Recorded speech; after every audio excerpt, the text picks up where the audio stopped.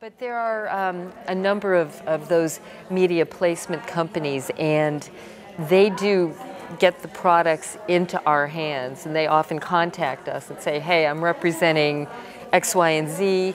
Do you have any interest in this? And I say yes, and they send me a big box of stuff to play with. So yeah, and sometimes I just go into department stores or other stores and just look at stuff. You know, I like to shop, so I look at lots of stuff. But research, exactly. I'm researching. That's the best part of the job. That's right. Yeah. Shopping. Yeah. Oh, I'm sorry.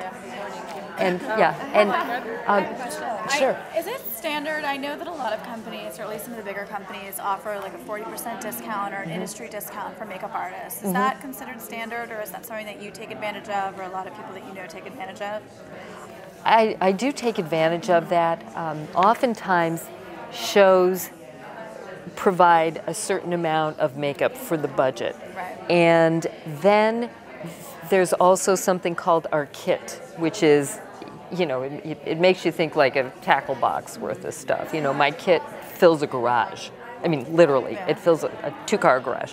That's my kit. So yes, I do buy things, and if I can get them at 40% off instead of retail when I have to buy them, yes, it's much more palatable. Is that considered standard though, like that a lot of companies do, or is it? I think it's becoming more standard. Julie, you offer a percentage discount. Because if you get it into the makeup artist's hands, then you see it. Right.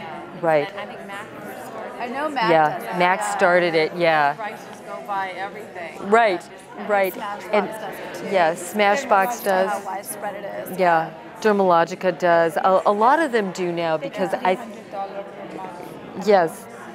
think it's becoming kind of an industry trend. It's something that I've considered starting, because we're a very small company. Yes. So I actually provide a lot of products for free to a lot of the department heads. Yeah. Because I can control it, but if we were to expand it, I couldn't continue to do that to everybody. So I was thinking of going to 40%, but it's just having to build something into our website and, you know, like adding new technology that we're just not at yet. So I'm just wondering at what point in the industry, like, do we get there? You know? I think that's for you to determine in terms of your own company growth when you're ready to do that, but I think a 40% discount helps people who are, you know, you give an industry discount, and it helps people who may not be on a show where they're getting product given to them, because there are people who work on shows that aren't department heads or key makeup artists, and some of them are not in the pipeline for getting the free product, and I think it serves them very well to be able to get a discount. Like we were talking earlier about getting the skincare out. You know, you have a brand new line, you have a brand new line. How do you get that out? Start with just offering it. If you need to go via the unions to get, you know, the names of people, they'll help you get the names of people to send stuff to. And going back to the Clinique example, there are a couple things that happen. Had those products not been in my hands, I probably never would have used that much Clinique. Never.